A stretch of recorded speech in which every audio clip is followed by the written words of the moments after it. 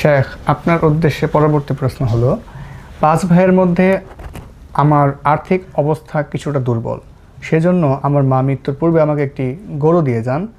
আমি 2 বছর এর দুধ বিক্রি করার পর পরবর্তী ঈদ উল আজহায় তা কোরবানি করার নিয়ত করি, কিন্তু সামনে আমার মেয়ের বিয়ে, যার কারণে আমার টাকার প্রয়োজন ছিল। গরুটা বিক্রি করা ব্যতীত আমার কোনো উপায় দেখছি না, এখন কি করতে পারি?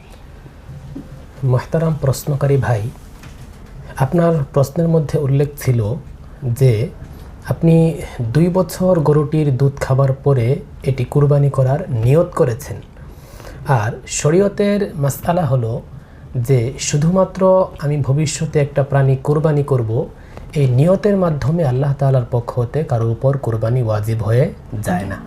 আমরা যদি এটাকে মান্নত মনে করি তাহলে এটা ভুল হবে। এটা মান্নত নয়।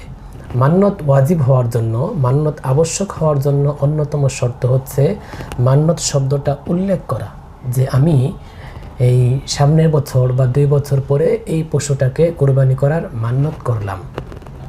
তো প্রশ্নোক্ত ক্ষেত্রে যে প্রশ্নটা করা হয়েছে যে আমি কুরবানি করার নিয়ত করলাম, নিয়তের মাধ্যমে কুরবানি করাটা আবশ্যক হয়ে যায়নি। অতএব মেয়ের বিবাহের কারণে আর্থিক চাপে পড়ে যদি গরুটা বিক্রি করে ফেলতেই হয়, বিক্রি করাটা জায়েজ হবে। এটা কুরবানি করা বা এটার জরিমানা সদকা করা এটা শরীয়তে আবশ্যক নয়। আশা করি স্পষ্ট হয়ে